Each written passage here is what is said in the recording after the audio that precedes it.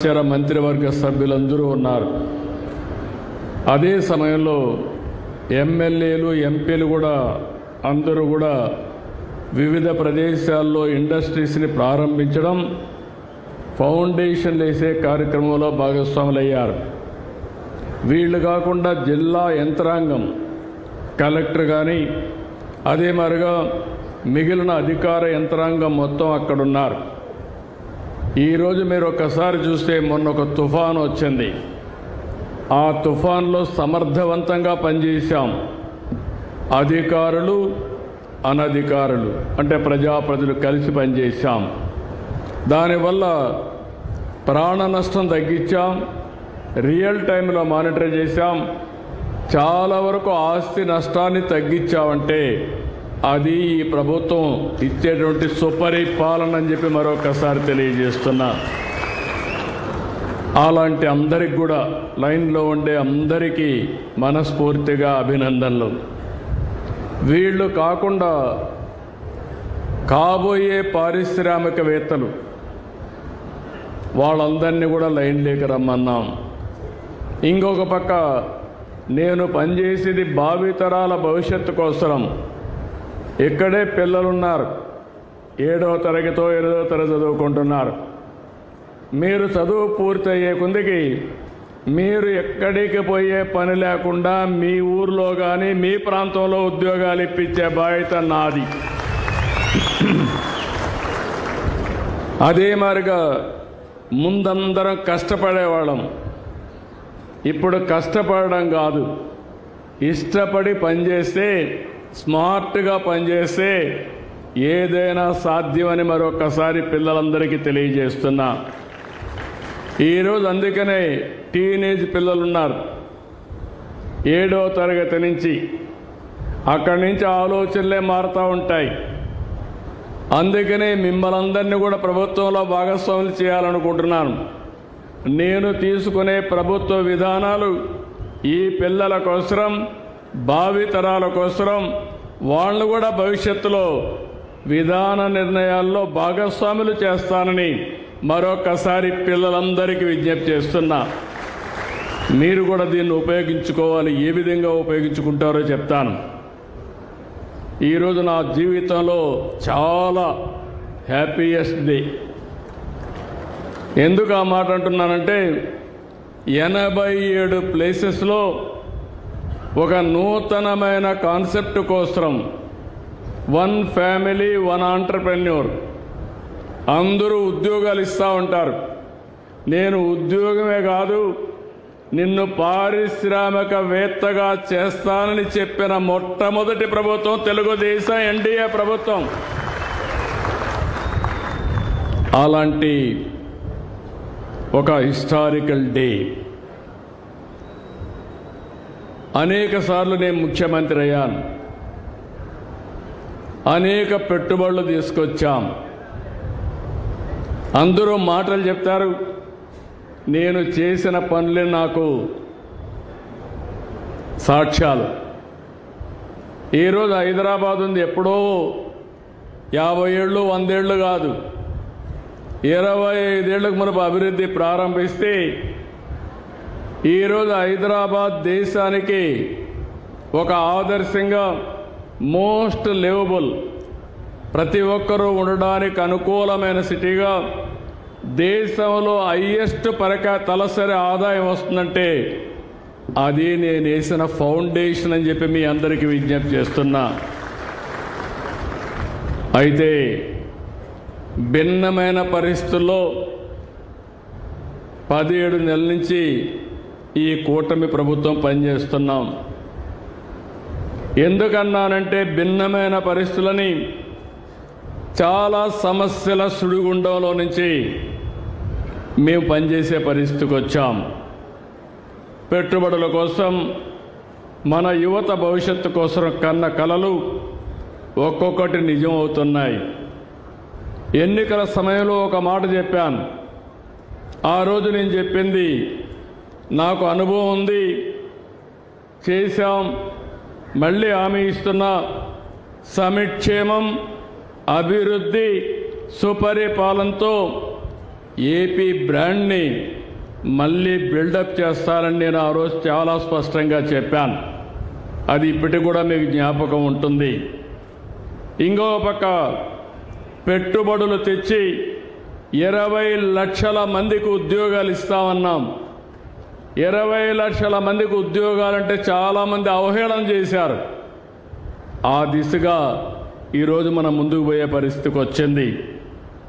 ఈ రోజు నుంచి మీరు చూస్తే ఇప్పటికే చాలా వేసాం, ఫౌండేషన్లు వేసాం, ప్రారంభాలు చేసే పరిస్థితికి వచ్చాం. ఈ వారం అంతా కూడా రాష్ట్రం మొత్తం పెట్టుబడుల వెల్లువ, పండగ వాతావరణంలో ఇనాగరేషన్లు, ఫౌండేషన్లు వేసుకుంటున్నాం. అయితే ఒక్కొక్కసారి గతాన్ని గురించి ఆలోచించకపోతే భవిష్యత్తుకు ప్రణాళికలు వేసుకోలేం. గత పాలకుల విధ్వంస విధానాలతో పరిశ్రమలు మూతబడ్డాయి, పారిశ్రామికవేత్తలు పారిపోయారు. అంతేకాదు, మా తమ్ముడు అరుస్తున్నాడు. ఆ రోజు మీరు చూస్తే ఎంత భయంకరమైన వాతావరణం అంటే బుద్ధుండే ఎవరు కూడా చేయరు ఇలాంటి తప్పుడు పనులు. కావాలని చెప్పి కరెంటు ఉత్పత్తి చేసే సోలారు కంపెనీలు ఎంఓయూలు చేశాం. కరెంటు ఉత్పత్తి అవుతుంది. కరెంటు ఉత్పత్తి తీసుకోకుండా వాళ్ళవన్నీ క్లోజ్ చేయమన్నాడు. కరెంటు క్లోజ్ చేయలేరు, ఎందుకంటే ఎండకు వచ్చే కరెంటు వాడుకోకపోతే నష్టం. గవర్నమెంట్కి ఒక ఆబ్లిగేషన్ ఉంది. ఆ ఆబ్లిగేషన్ ఒకవేళ వాడుకోకపోతే వాళ్లకు నష్టపరిహారం కట్టియాలి. ఎవరు చెప్పినా వినలేదు, వితండవాది. వినకపోతే ఏమైందని మీరు ఆలోచిస్తే కోర్టు మొట్టికాయలేసి ఇందులో ఏమీ జరగలేదు, నువ్వు తప్పుడు నిర్ణయాలు చేస్తున్నావు, నువ్వు వాళ్ళందరికీ కాంపన్సేషన్ కట్టేయాలని కరెంటు వాడుకోకుండా పారిశ్రామికవేత్తలకు 9,000 కోట్ల రూపాయలు మీరు కట్టిన పన్నులు వాళ్ళకి పే చేసే పరిస్థితికి వచ్చాడు. అంటే 9,000 కోట్లంటే కనీసం మా ఆడబిడ్డలకు ఇంటికి ఒక 10,000 ఇచ్చుంటే ఎంత ఆనందంగా ఉండేవాళ్ళో మీరే ఆలోచించుకోవాలి. ఇది ఒక ఉదాహరణ మాత్రం. ఇలాంటి ఉదాహరణలు 1-2 కాదు. ఏదైతే ప్రజావేదిక కూల్చడంలో ప్రారంభించిన విధ్వంసం రాష్ట్రమంతా కూడా కొనసాగే పరిస్థితికి వచ్చింది. దాంతో ఈరోజు ఆదాయ వనరులు లేకుండా రాష్ట్రం అన్ని విధాల సంక్షోభంలో చిక్కుకుపోయింది. ఈరోజు మీరు చూస్తే నాకు అనుభవం ఉంది. అన్నీ తెలిసిన డాక్టర్ని, నాకే నాడి అంతుబట్టలేదు. మీరు ఆ విషయం గుర్తుపెట్టుకోవాలి. అంటే అన్ని రోగాలతో రాష్ట్రాన్ని ఎక్కడికక్కడ భ్రష్టు పట్టించే పరిస్థితికి వచ్చారు. ఇప్పటికి కూడా మీరు అనుకుంటారు అన్నీ అయిపోతున్నాయని. చాలా కష్టపడుతున్నాం, అన్నీ చక్కదిద్దుతున్నాం, అక్కడి నుంచి అనేక సవాళ్ళను అధిగమిస్తున్నాం, వ్యవస్థలన్నీ ఘాట్లో పెట్టుతున్నాం. మళ్ళీ మనం వచ్చాం కాబట్టి ప్రపంచంలో అందరికీ నమ్మకం వచ్చింది. నేను కూడా పోయి చెప్పాను, రాబోయే రోజుల్లో మీకు ఇబ్బందులు ఉండవు, ఇది నా గ్యారంటీ, ఇది మా రాష్ట్రం, తప్పకుండా మీకు అండగా ఉంటానని హామీ ఇచ్చాను. దాంతో మళ్ళీ బ్రాండ్. ఒకప్పుడు ఏపీ అంటే చీచీ అనేవాళ్ళు, ఇప్పుడు ఏపీ అంటే భలే భలే అనే పరిస్థితికి వచ్చారు. ఇప్పుడే మీరు చూశారు, రిలయన్స్ మొదలుకొని అందరూ క్యూ కట్టే పరిస్థితికి వచ్చారంటే ఒకప్పుడు ఈజ్ ఆఫ్ డూయింగ్ బిజినెస్ అన్నా ఇప్పుడు స్పీడ్ ఆఫ్ డూయింగ్ బిజినెస్ అని సెప్టెంబర్లో ప్రారంభించిన ఫ్యాక్టరీని ఫిబ్రవరిలో ఇనాగరేషన్ చేస్తున్నారంటే అది ఈ ప్రభుత్వ విధానం అని మరొక్కసారి మీ అందరికీ విజ్ఞప్తి చేస్తున్నా. ఇలాంటి 1-2 కాదు. గూగుల్ లాంటి సంస్థ విశాఖపట్నానికి వస్తూ ఉంది. దగ్గర 15 బిలియన్ US$ పెట్టుబడి. మన దేశంలో మొట్టమొదటిసారిగా 15 బిలియన్ అంటే 1,40,000 కోట్ల రూపాయలు విదేశ పెట్టుబడి వచ్చిన ఏకైక పరిశ్రమ, ఏకైక ఇండస్ట్రీ గూగుల్ అని చెప్పి కూడా నేను మీకు తెలియజేస్తున్నా. ఇవన్నీ అయ్యాయంటే అనుభవం, సంకల్పం, చిత్తశుద్ధి, కష్టపడి పనిచేయడం, టీం వర్క్. ఇప్పుడు నేను ఒక్కడే చేయలేను. ఇక్కడ ఒక ఇండస్ట్రీ వచ్చిందంటే ఇక్కడ పెట్టాలని అడిగాం. ఉగ్ర నరసింహారెడ్డి మీకు వచ్చి మెసేజ్ ఇచ్చి రిలయన్స్ వస్తుందంటే ఇక్కడ ముందుండి వాళ్లకు భూమి ఇప్పించి ఇబ్బందులు లేకుండా చేస్తే ప్రభుత్వ యంత్రాంగం దాన్ని ఎక్కడికక్కడ ఆర్డర్స్ ఇచ్చి ముందుకు పోయే పరిస్థితికి వచ్చారు. ఈరోజు ఇక్కడ కూడా అంతే. ఒక ఎంఎస్ఎంఈ పార్క్ పెట్టాలంటే ఇక్కడ ల్యాండ్ ఉందని చెప్పి కలెక్టర్ గారు ఇద్దరు కలిసి పనిచేసి దీనికి ఈరోజు శంకుస్థాపన చేసే పరిస్థితికి వచ్చాం. ఈరోజు నాకు ఒక ఆనందం, ఈ దేశంలో ప్రధానమంత్రి నరేంద్ర మోడీ గారు, ఇంకో పక్క మిత్రుడు పవన్ కళ్యాణ్ గారు, వీళ్ళిద్దరూ కూడా ముగ్గురం కలిసి ఆ రోజు కూటమి పెట్టాం. నరేంద్ర మోడీ గారు కొన్ని పాలసీలన్నీ తీసుకొస్తున్నారు. ఆయన ఏ పాలసీ తీసుకొచ్చినా దాన్ని హైజాక్ చేసి మొదట ఆంధ్రప్రదేశ్లో అమలు చేసే బాధ్యత నేను తీసుకుంటున్నాను.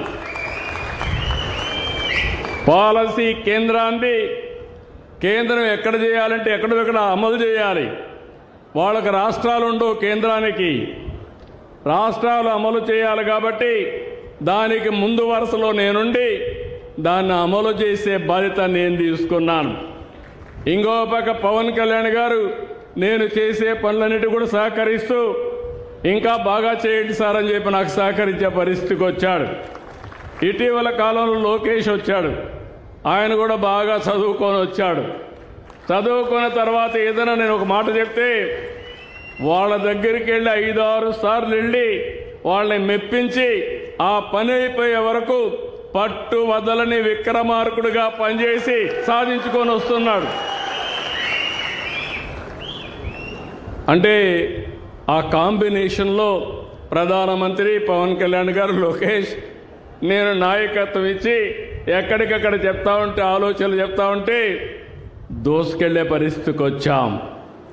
అందుకే నేను అన్నాను, నా జీవితంలో మరుపురాని రోజు చరిత్రలో మళ్ళీ 4 సార్లు ముఖ్యమంత్రి అయ్యాను, కానీ 3 సార్లు ఎన్ని పనులు చేశానో అన్ని పనులు రాబోయే 10 సంవత్సరాల్లో చేసే శక్తిని, సామర్థ్యాన్ని భగవంతుడు ఇచ్చాడని చెప్పి కూడా నేను మీకు తెలియజేస్తున్నా.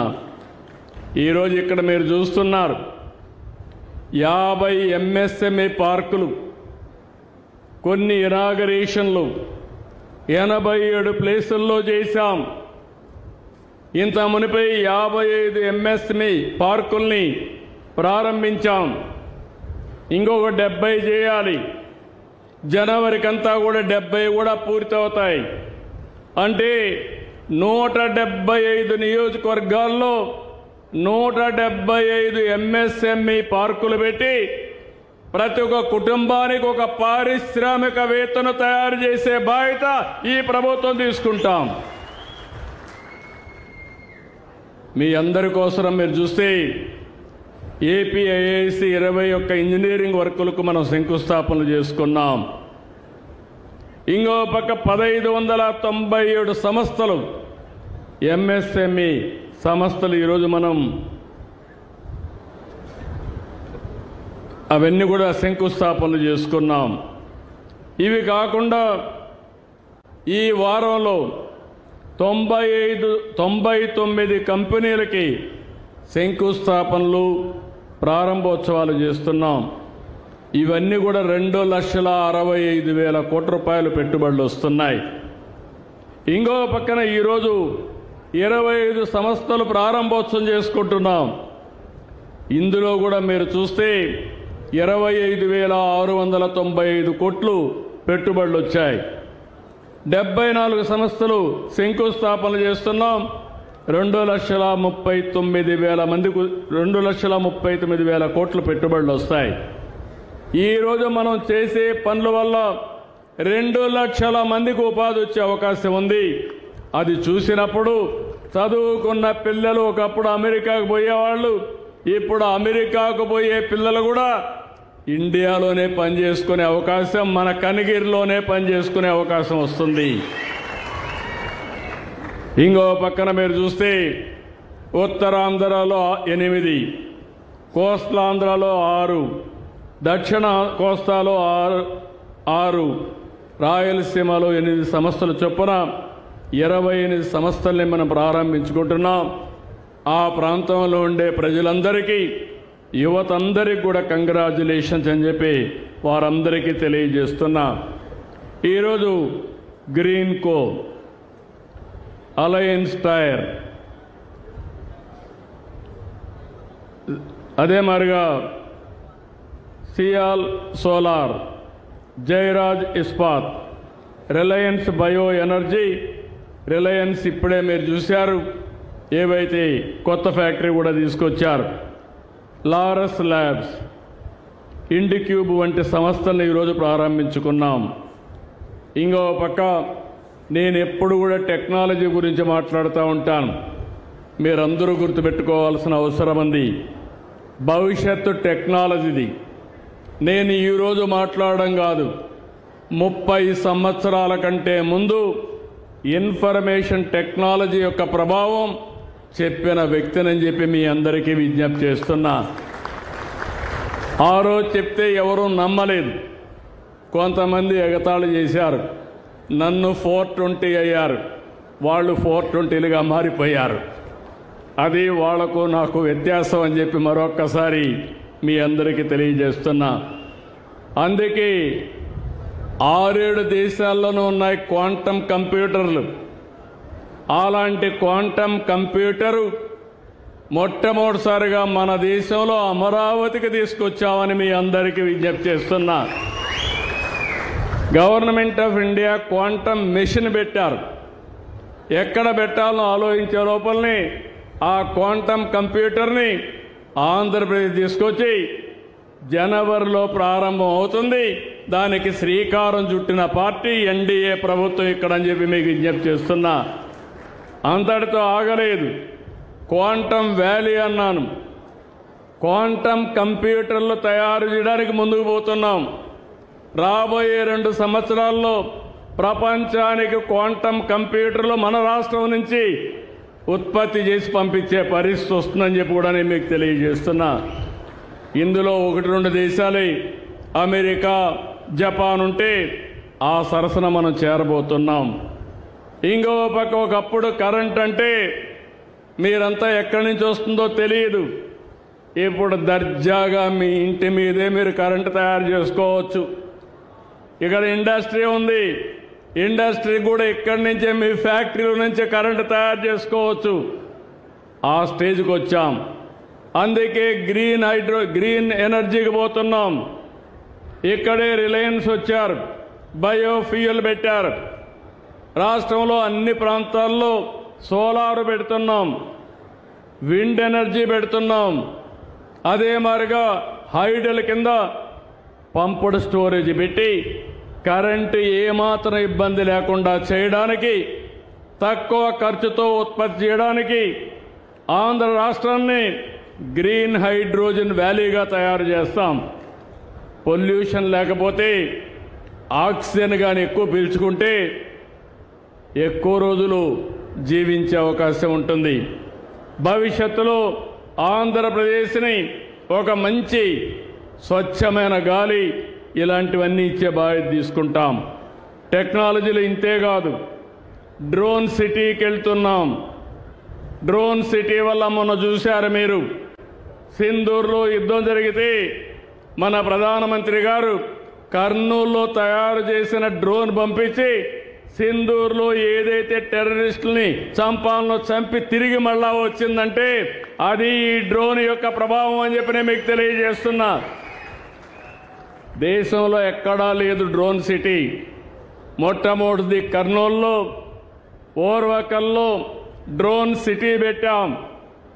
మీకు రాబోయే రోజుల్లో మెడిసిన్స్ కావాలంటే, అర్జెంటుగా కావాలంటే మెసేజ్ పెడితే మీ ఇంటిపైకి ఇమ్మీడియట్గా డ్రోన్లో మెడిసిన్ ఇచ్చే పరిస్థితికి వస్తాం. అంటే అదే కాదు, ఏదైనా సరే మీ పొలాలకి ఎక్కడ తెగులుందో ఆ తెగులు చూసి ఆ తెగులు మీదనే క్రిమి సంహారక మందులు వాడే పరిస్థితి వస్తుంది. ఈరోజు మీరు తినే తిండి చూస్తే మొత్తం కూడా ఫెర్టిలైజర్లు లేకపోతే పెస్టిసైడ్స్. దీని తింటే క్యాన్సర్ వస్తుంది. ఈరోజు పంజాబ్ ఉంది. ఒకప్పుడు పంజాబ్లో ధాన్యం పండించేవాళ్ళు, అక్కడి నుంచే ధాన్యం అంతా దేశానికంతా వెళ్ళేది. ఈరోజు పంజాబ్లో మీరు చూస్తే ఫెర్టిలైజర్స్ ఎక్కువ వేసి ఆ ఫుడ్ తిని అందరికీ క్యాన్సర్ వచ్చి ఈరోజు పంజాబ్ నుంచి ప్రతిరోజు 2 ట్రైన్లు ఢిల్లీకి క్యాన్సర్ పేషెంట్తో పోతున్నారంటే అలాంటి వాతావరణం మనకు వద్దని చెప్పి నేను మీకు తెలియజేస్తున్నా. అందుకే మన రాష్ట్రంలో డ్రోన్స్ వాడదాం. పొలాలకు పెస్టిసైడ్ అంటే తెగులు రాకుండా చూద్దాం. తెగులు వచ్చినా ఎక్కడొచ్చిందో అక్కడే వేసి దాన్ని కంట్రోల్ చేసే బాధ్యత ఈ ప్రభుత్వం తీసుకుంటామని చెప్పి నేను మీకు తెలియజేస్తున్నా. అందుకే డ్రోన్ సిటీ ఏర్పాటు చేసి సివిలియన్స్ అప్లికేషన్లు కానీ డిఫెన్స్కి కానీ ఎలాంటి డ్రోన్స్ కావాలనో తయారు చేసే బాధ్యత తీసుకుంటాం. ఒకప్పుడు మన దగ్గరనే శ్రీహరికోట సెటిలైట్ లాంచ్ చేసేవాళ్ళం. అక్కడి నుంచి లాంచ్ చేస్తే మనం అందరం ఆనందంగా గర్వపడేవాళ్ళం. ఇది నేరుగా మూన్కి వెళ్ళడం, చంద్రుడి మీద వాళ్ళ పిక్చర్స్ అన్ని తీసి పంపేయడం ఇవన్నీ చేసే పరిస్థితికి వచ్చింది. ఈరోజు ప్రధానమంత్రి గారు ఒక నిర్ణయం చేశారు, డ్రోన్స్ కూడా ప్రైవేట్ సెక్టర్లో కూడా లాంచ్ చేయొచ్చని. అందుకే తిరుపతిలో డ్రోన్ స్పేస్ సిటీ పెడుతున్నాం. ఆ స్పేస్ సిటీలో శాటిలైట్స్ లాంచ్ చేసి ప్రైవేట్ పెట్టి